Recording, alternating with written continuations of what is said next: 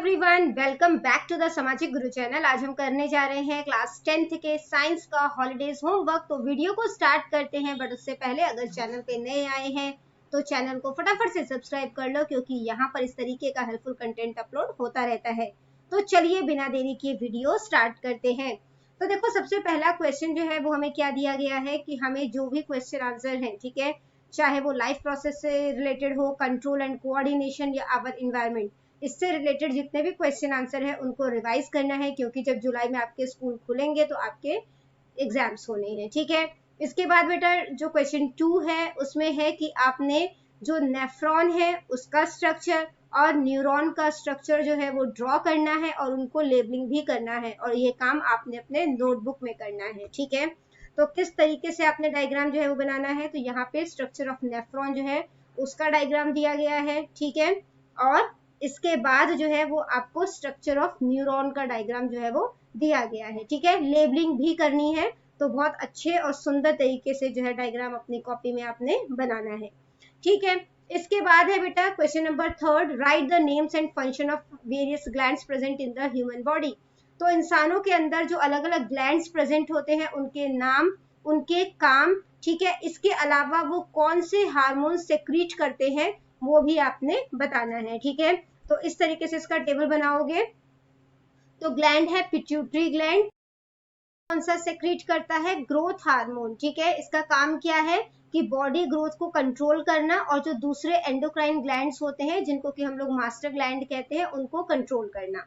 फिर है thyroid gland, ये थायरोक्सिन जो है वो रिलीज करता है। ठीक है, इससे हमारा मेटाबॉलिज्म जो है वो कंट्रोल होता है और बॉडी एनर्जी कंट्रोल में होती है। ठीक है, अगला ग्लैंड है पैराथायरॉइड ग्लैंड। ठीक है, ये पैराथॉर्मोन रिलीज करता है और ये हमारे बॉडी में, हमारे बेसिकली ब्लड में जो है वो कैल्शियम लेवल को मेंटेन करने का काम करता है। ठीक है, इसके बाद है एड्रिनल ग्लैंड, एड्रिनलाइन जो है वो हार्मोन रिलीज करता है, ये helps body response to stress. तो स्ट्रेस से जो है हमारी बॉडी किस तरीके से रिस्पॉन्स करे तो उसमें ये हेल्प करता है। फिर है पेनक्रियाज जो कि इंसुलिन रिलीज करता है, हमारा जो ब्लड शुगर लेवल है उसे कंट्रोल करता है। ओवरीज जो कि सिर्फ फीमेल में होता है, ठीक है, ये एस्ट्रोजन एंड प्रोजेस्ट्रॉन ये दोनों ही हार्मोन रिलीज करता है। ठीक है, और इसमें जो है ये कंट्रोल फीमेल रिप्रोडक्टिव सिस्टम, जो फीमेल का रिप्रोडक्टिव सिस्टम है उसे कंट्रोल करता है, और दूसरे जो सेक्सुअल कैरेक्टरिस्टिक्स होते हैं उनको कंट्रोल करता है।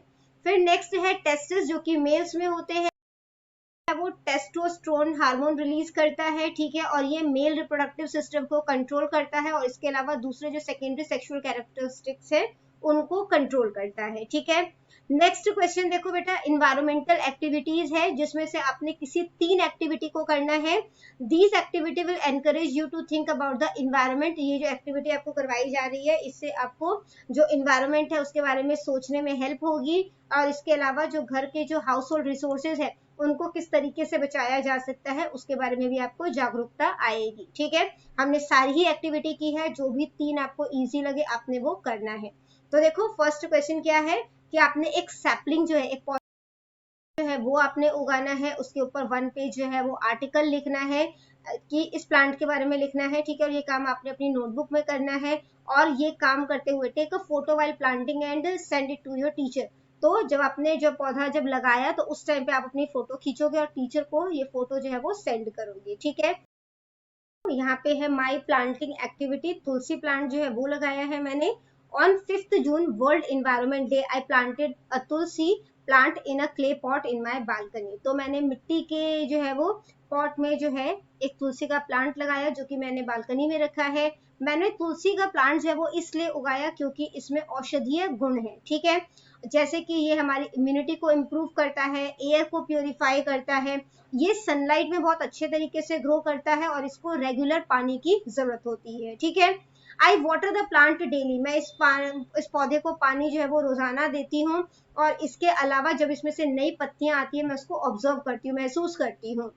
जो पौधे उगाना जो है वो हम इन्वायरमेंट को सेव करने में एक छोटा सा हमारा कदम होता है, ये मुझे जो है वो शांति देता है पौधा उगाना।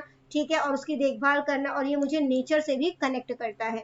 मैं इस पौधे का ध्यान इसी तरीके से रखती रहूंगी और इसको जो है वो अच्छे तरीके से ग्रो करने में जो है वो हेल्प करूंगी। ठीक है, नेक्स्ट है कि कलेक्ट ऑल द, देखो यहाँ पे दिया गया है collect all the plastic waste, जितना भी प्लास्टिक वेस्ट है सबको जो है वो कलेक्ट करोगे, जैसे पॉलिथीन बैग हो गया, पैकेजिंग्स हो गई, ठीक है, जो कि आपके घर में जो है वो 1 महीने में आया है, इसकी पिक्चर लेनी है और इसका वेट जो है वो लिखना है आपने, ठीक है। तो फोटो जो है वो आप लोगे, जिसमें कि आपने फोटो जो है जो भी आपने वेस्ट कलेक्ट किया है उसकी फोटो लोगे और टीचर को जो है वो फोटो सेंड करोगे, ठीक है। तो टोटल वेट जो है वो आपने किस तरीके से लिखना है, total weight of collected plastic waste, तो कितना प्लास्टिक वेस्ट जो है वो कलेक्ट हुआ है 2.5 किलोग्राम, ठीक है। नेक्स्ट देखो बेटा, थर्ड है record the amount of water used in your house for 1 week में आपके घर में कितना पानी का इस्तेमाल हुआ है वो आपने लिखना है। Calculate the daily water consumption, daily water consumption आपके घर में कितना है और पानी का सोर्स क्या है आपके घर में, सप्लाई से आता है या ग्राउंड वाटर से आता है, ठीक है। तो देखो आंसर इसका किस तरीके से लिखोगे, तो I measured the water used in my house for 7 days, तो क्या क्या यूज हुआ, 4 लोग जो है वो नहाते हैं, डेली का जो है वो 160 लीटर पानी यूज हो जाता है, तो टोटल 7 डेज में कितना हो जाएगा, 160 को 7 से मल्टीप्लाई कर दोगे, ठीक है। तो 1120 लीटर हो गया। कपड़े धोने में हर दिन 100 लीटर का इस्तेमाल होता है, तो 7 डेज में 100 को 7 से मल्टीप्लाई कर दिया, 700 लीटर का इस्तेमाल हो गया।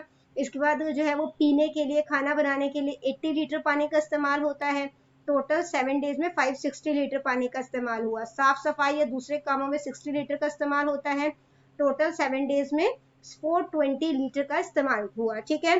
तो टोटल जो है लीटर हमारे घर में पानी कितना इस्तेमाल होता है 400 लीटर, और 7 डेज में टोटल कितना पानी इस्तेमाल हुआ 2800 लीटर। तो एवरेज डेली यूज कितना है 400 लीटर है, ठीक है। और वाटर का सोर्स हमारे घर में क्या है, म्युनिसिपल सप्लाई, ठीक है। इसके बाद बेटा अगला क्वेश्चन देखो जो कि हमें दिया गया है यहाँ पे, write down the power rating of appliance used in your house, आपके घर में जो पावर मतलब कि जो इलेक्ट्रिसिटी कंज्यूम हो रही है अलग अलग अप्लायंसेस के थ्रू, जैसे कि refrigerator, water pump, table fan, कितना इलेक्ट्रिसिटी कंज्यूम कर रहे हैं उसके बारे में आपने जो है वो एक जो है पावर रेटिंग का चार्ट बनाना है, ठीक है। तो किस तरीके से करोगे इसे, तो देखो power rating of home appliances, appliances के नाम लिख दिया हमने यहाँ पे, रेफ्रिजरेटर, इसकी पावर रेटिंग वॉट्स में कितनी है 200 वॉट, और यूसेज पर डे कितना है 24 आवर फ्रिज चलता है हमारा, ठीक है ना। टेबल फैन 75 वॉट का है, 8 आवर्स चलता है। वाटर पंप 750 वॉट, ठीक है, और 1 आवर चलता है। ट्यूबलाइट जो है 40 वॉट का है और 6 आवर्स चलता है। एलईडी बल्ब 9 वॉट का है, 4 आवर्स चलता है। वॉशिंग मशीन 500 वॉट की है और 1 आवर चलती है, ठीक है। इसके बाद अगला क्वेश्चन देखो जो कि है weigh the amount of biodegradable waste, ठीक है। तो आपके घर में जो बायोडिग्रेडेबल किचन वेस्ट है, जैसे कि छिलके हो गए फ्रूट्स के, बची हुई सब्जियों के पार्ट्स हो गए, ठीक है, जो कि आपके घर से जो है वो निकलता है, आपने 5 दिन जो है इनका वे जो है यानी इनका वजन करना है कि कितना कूड़ा निकलता है आपके घर से, और calculate the average daily amount, कि डेली का एवरेज जो है वो कितना वेस्ट निकल रहा है वो आपने बताना है, और इस कूड़े को कैसे कम किया जा सकता है उसको भी आपने एक्सप्लेन करना है, ठीक है। Collected biodegradable kitchen waste like fruit peels, vegetable remains and tea leaves for 5 days, तो 5 दिनों के लिए मैंने कलेक्ट किया ये सारी चीजें। पहले दिन मैंने 500 ग्राम जो है वो कलेक्ट किया वेस्ट, सेकेंड डे मैंने 450 ग्राम, थर्ड डे 400 ग्राम कलेक्ट किया, fourth day 550 gram and fifth day 200 ग्राम, तो टोटल वेस्ट मैंने 5 दिनों में 2400 ग्राम कलेक्ट किया, ठीक है। तो एवरेज वेस्ट पर डे कितना हो गया, तो 2400 को हमने यहाँ पर 5 से डिवाइड कर दिया, ठीक है। तो यहाँ पे जो है वो क्या हो जाएगा 5 4 20, ठीक है, और फिर 5 8 40 और 0, तो 480 ग्राम हो गया मतलब पर डे का वेस्ट जो निकल रहे हैं। तो कौन कौन से जो है वो अच्छे तरीके हो सकते हैं जो कि हम किचन वेस्ट को कम कर सकें, तो हमें सिर्फ उतने ही फ्रूट्स और वेजिटेबल्स खरीदने चाहिए जितने की हमें जरूरत हो, ठीक है। जो फ्रूट और वेजिटेबल के छिलके होते हैं उन्हें क्रिएटिवली इस्तेमाल करना चाहिए। किचन का जो वेस्ट है उसको खाद बनाने के लिए इस्तेमाल करना चाहिए। जो हमारे पास खाना बच गया है उसे न्यू डिश बना सकते हैं उससे, ठीक है। इसके अलावा वेजिटेबल के जितने भी पार्ट जो है वो खाए जा सकते हैं, ठीक है, उन्हें हमें इस्तेमाल कर लेना चाहिए। इसके बाद बेटा अगला क्वेश्चन जो है वो देखो जो कि है मेक कंपोस्ट, आपने ना 5th तक में जो है वो कोई 3 जो है वो अटेम्प्ट करना था, ठीक है, ये अलग क्वेश्चन है, इसको आपने करना ही है। तो है कि make compost using biodegradable kitchen waste, तो आपने जो है वो कंपोस्ट बनानी, खाद बनानी है fruit peels, left over vegetable का इस्तेमाल करते हुए। Observe the change in the soil layer during composting, तो सॉइल के लेयर में क्या बदलाव आया जब आप खाद बना रहे थे, ठीक है, और इसका जो है right the benefit of making compost, compost बनाने का क्या फायदा है। कंपोस्ट जो आप बनाओगे, ठीक है, तो इसकी पिक्चर जो है वो अपने टीचर को सेंड करनी है। एंड यूज दिस कंपोस्ट, और आपने जो खाद बनाई है वो आप अपने पौधों में डालें ताकि उसको न्यूट्रिशन जो है पौधों को मिल सके, ठीक है। तो देखो यहाँ पे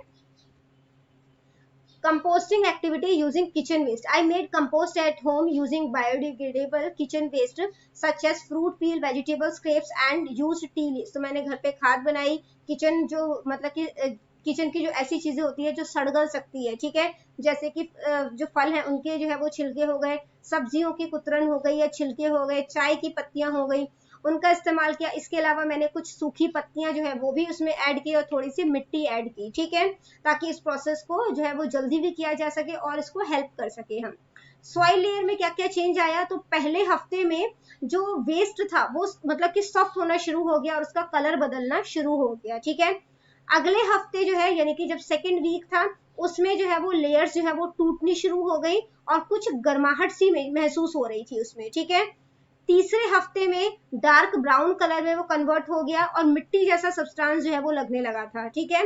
और कंपोस्ट में कोई बुरी स्मेल नहीं थी और वो हेल्दी और मतलब कि लूज सॉइल, जैसे मिट्टी जो लूज होती है ना, तो वैसी जो है वो लग रही थी, ठीक है। अब कंपोस्ट बनाने का फायदा क्या है, इससे जो है वो हाउस होल्ड का जो वेस्ट होता है वो कम होता है, ठीक है, क्योंकि हम उसको इस्तेमाल कर रहे हैं। इसके बाद है जो नेचुरल फर्टिलाइजर प्लांट के लिए आपको मिल जाता है, सॉइल की जो क्वालिटी है वो इम्प्रूव होती है। आप जो पौधा अगर आप लगाते हैं तो आपको फर्टिलाइजर वगैरह केमिकल्स वगैरह जो है लेने पड़ते हैं, तो उसमें जो पैसा आप खर्च कर रहे हो अब आपको नहीं करना पड़ेगा और आप जो है वो कंपोस्ट जो है उसका इस्तेमाल कर सकते हो जो कि आपने खुद बनाया है ना। और इससे इन्वायरमेंट के प्रोटेक्शन में भी हेल्प होती है, ठीक है। तो बच्चों ये वीडियो हो जाती है हमारी यहीं पे खत्म, मिलते हैं अगले वीडियो में, तब तक के लिए बाय बाय।